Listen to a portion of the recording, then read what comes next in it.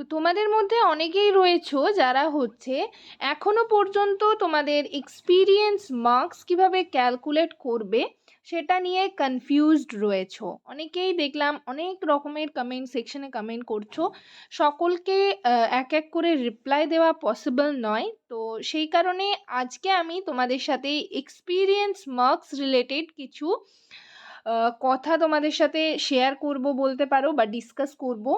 যার যেটা অসুবিধা হচ্ছে সেগুলো নিয়ে মোটামুটি আমি পুরো কমেন্টগুলো দেখেই কভার করার চেষ্টা করছি আজকের ভিডিওটাতে।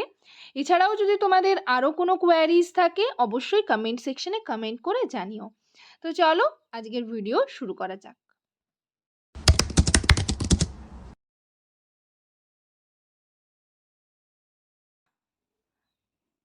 হ্যালো সবাইকে, জার্নি অফ আ নার্স চ্যানেলে তোমাদের আবারও ওয়েলকাম জানাই। তো আজকে আমি আরেকটা টপিক নিয়ে তোমাদের সাথে ডিসকাস করব।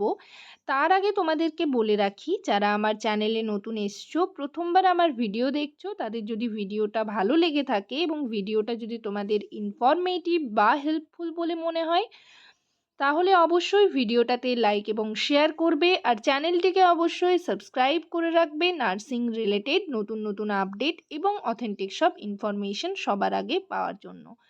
আশা করি তোমরা সকলে ভিডিওটা শুরু থেকে শেষ পর্যন্ত দেখবে, কেউ স্কিপ করবে না। তো চলো দেরি না করে ভিডিওটা শুরু করা যাক।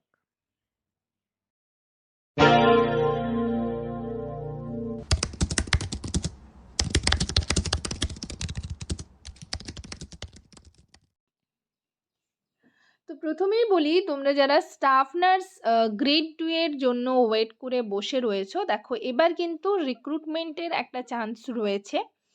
ঠিক আছে, সব কিছুরই রিক্রুটমেন্ট যেহেতু পাবলিশড হচ্ছে, সেহেতু নার্সিংয়েরও রিক্রুটমেন্ট পাবলিশড হবে। এবং তোমরা সকলেই জানো যে 2026-এ ইলেকশন রয়েছে। তো সেই কারণে ইলেকশনের আগে অবশ্যই রিক্রুটমেন্ট কিন্তু পাবলিশড হবে। তো রিক্রুটমেন্টের কথা এখন বাদ দিলাম, তোমরা এখন যারা সবে পাস আউট ক্যান্ডিডেট রয়েছো, বা হচ্ছে মানে অনেকেই দেখলাম কমেন্ট সেকশনে কমেন্ট করছো যে দিদি আমার এক্সপিরিয়েন্সে এরকম আমার এক্সপিরিয়েন্স রয়েছে এই জায়গায়, তো পরে আবার অন্য জায়গায় আমি চলে গেছি, তো সেক্ষেত্রে আমার এক্সপিরিয়েন্স নাম্বার কি কাউন্ট হবে? আবার অনেকেই বিভিন্ন ডিপার্টমেন্ট মেনশন করে লিখেছো যে আমি এই ডিপার্টমেন্টে আছি, তো এক্ষেত্রে আমি এক্সপিরিয়েন্সে মার্কস পাবো কি না। মানে টোটালি বোঝা গেল যে এক্সপিরিয়েন্স রিলেটেড তোমাদের নানান কোয়ারিজ রয়েছে, এবং তোমরা অনেকেই মানে কমেন্ট সেকশনে প্রচুর কমেন্ট করছো। তো সেক্ষেত্রে আমি ভাবলাম যে আজকে এই এক্সপিরিয়েন্স রিলেটেড টপিক নিয়ে তোমাদের সাথে ডিসকাস করব। তো দেখো তোমরা অনেকেই কনফিউশনে রয়েছো, ঠিক আছে, এই এক্সপিরিয়েন্স রিলেটেড যে মার্কস তোমরা পাবে সেটা নিয়ে।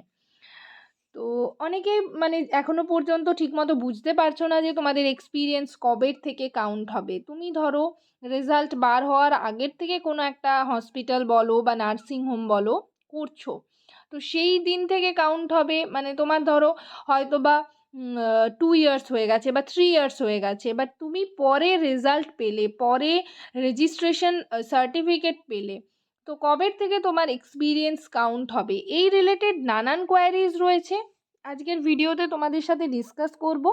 প্রথমে আমরা দেখে নেব যে এক্সপিরিয়েন্সের যে মার্ক সেগ্রিগেশন রয়েছে সেটা কীরকমভাবে রয়েছে। ঠিক আছে, সেটা আগে তোমরা বোঝার চেষ্টা করো, তাহলেই তোমরা নিজেদের মার্কস ক্যালকুলেট করতে পারবে। ঠিক আছে, তো এটা নিয়ে আমি অলরেডি অনেক ভিডিও তোমাদের সাথে শেয়ার করেছি, তোমরা সেই ভিডিওগুলো দেখছো না, বা আমার অনেক আগের পুরনো ভিডিওগুলো দেখছো, সেরকম না নয়। ঠিক আছে, আগের ইয়ারে মানে রিসেন্ট আমি কয়েকটা ভিডিও তোমাদের সাথে এক্সপিরিয়েন্স রিলেটেড শেয়ার করেছি, সেগুলো আমি এই ভিডিওর নিচে ডেসক্রিপশন বক্সে লিঙ্ক দিয়ে দেবো, বা আই বাটন ক্লিক করেও তোমরা দেখে নিতে পারবে। ঠিক আছে, সেখানে সমস্ত প্রশ্নের তোমরা উত্তর পেয়ে যাবে, বাট তাও আমি ভাবলাম যে তোমাদের জন্যে নতুন করে আরেকটা মানে এই টপিক নিয়ে ডিসকাস করি, যেহেতু অনেকেই দেখলাম কমেন্ট করছো সেই কারণে। ঠিক আছে, তো দেখো এক্সপিরিয়েন্সের যে সেগ্রিগেশন মার্কস রয়েছে সেটা তোমাদের বলি। দেখো টোটাল এক্সপিরিয়েন্সের নাম্বার থাকে কিন্তু 10 নাম্বার। ঠিক আছে, আর মিনিমাম মান্থ তোমাকে কিন্তু হতে হবে 12 মান্থস, মানে 1 ইয়ার হতে হবে, তবেই তুমি এক্সপিরিয়েন্সে, মানে 1 ইয়ার থেকেই এক্সপিরিয়েন্সের মার্কস হচ্ছে স্টার্ট হয়। ঠিক আছে, 1 ইয়ারের কম হলে কিন্তু, সেটা যদি তোমার 9 মান্থস, 10 মান্থস, 11 মান্থস বা 12 মান্থস হতে 4 দিনও কম থাকে, সেক্ষেত্রেও তুমি কোনো মার্কস পাবে না। ঠিক আছে, তো এখানে দেখো তোমাদের ক্যাটেগরি কি বলা রয়েছে, যে experience in government or private health care facility. ঠিক আছে, যে কোনো প্রাইভেট হেলথ কেয়ার, যে কোনো হেলথ কেয়ার ফ্যাসিলিটিতে তোমরা যদি করো, তোমাদের এক্সপিরিয়েন্স থেকে থাকে, তাহলেই মার্কস পাবে, এবং সেটা কিন্তু 12 মান্থস মিনিমাম হতে হবে। তো এখানে মার্কস সেগ্রিগেশনটা কি রয়েছে দেখো, যদি তোমার 12 মান্থসের অর্থাৎ 1 ইয়ারের কম থাকে, সেক্ষেত্রে তুমি কোনো মার্কস কিন্তু পাবে না। লেস দ্যান 24 মান্থস অর্থাৎ 2 ইয়ারের যদি কম থাকে, 2 ইয়ার যে থাকতেই হবে সেটা নয়, 2 ইয়ার থাকলে তুমি হচ্ছে 4 মার্কস পাবে। ঠিক আছে, এখানে বলা রয়েছে 2 ইয়ারের কম, ধরো কারোর থাকতে পারে 1 বছর 8 মাস, বা হচ্ছে 1 বছর 11 মাস, 1 বছর 10 মাস, 1.5 বছর, এরকম থাকতে পারে, সেক্ষেত্রে তুমি কিন্তু 2 মার্কস পাবে। যেই তোমার 2 বছর হয়ে গেল, সেই কিন্তু তোমার মার্কসটা হবে 4। ঠিক আছে, ভালো করে বোঝার চেষ্টা করো। লেস দ্যান 36 মান্থস মানে হচ্ছে 3 বছরের কম যদি থাকে, 3 বছর কিন্তু নয়, 3 বছরের কম, সেক্ষেত্রে তোমার 2.5 বছর হতে পারে। ঠিক আছে, 2 বছর 9 মাস হতে পারে, তখন তোমার মার্কস হবে কিন্তু 4। 2 বছর থেকে 3 বছরের কম যদি থাকে, তাহলে সেক্ষেত্রে তুমি 4 নাম্বার পাবে। নেক্সট রয়েছে লেস দ্যান 48 মান্থস অর্থাৎ 4 বছরের যদি কম থাকে। ঠিক আছে, অর্থাৎ 3 বছর যদি থাকে, তাহলে তুমি সেক্ষেত্রে 6 পাবে, এবং 3 বছর 6 মাস, 3 বছর 8 মাস, ঠিক আছে, যদি থাকে, তাহলেও তুমি সেক্ষেত্রে 6 পাবে। নেক্সট চলে যাচ্ছে 4 থেকে 5 বছর। ঠিক আছে, 5 বছরের কম যদি তোমার থাকে, অর্থাৎ 4.5 যদি থাকে, 4 বছর 8 মাস থাকে, 4 বছর 10 মাস থাকে, ঠিক আছে, 4 বছর 11 মাস থাকে, সেক্ষেত্রে কিন্তু তুমি নাম্বার পাবে 8। ঠিক আছে, যেই তোমার 5 বছর হয়ে যায়, যদি তোমার এক্সপিরিয়েন্স 5 ইয়ার্স থেকে থাকে বা 5 ইয়ার্সের বেশি থেকে থাকে, তাহলে সেক্ষেত্রে তুমি কিন্তু 10 নাম্বার পাবে এক্সপিরিয়েন্সে। তো এই যে তোমাদের এক্সপিরিয়েন্স 1 ইয়ার 2 ইয়ার আমি যে বলছি, তো সেটার যে তোমাদের এক্সপিরিয়েন্স তুমি কাউন্ট করবে যে কত বছর তোমার হলো, সেটা কবের থেকে কাউন্ট হবে, এবার সেই প্রসঙ্গে চলে আসি।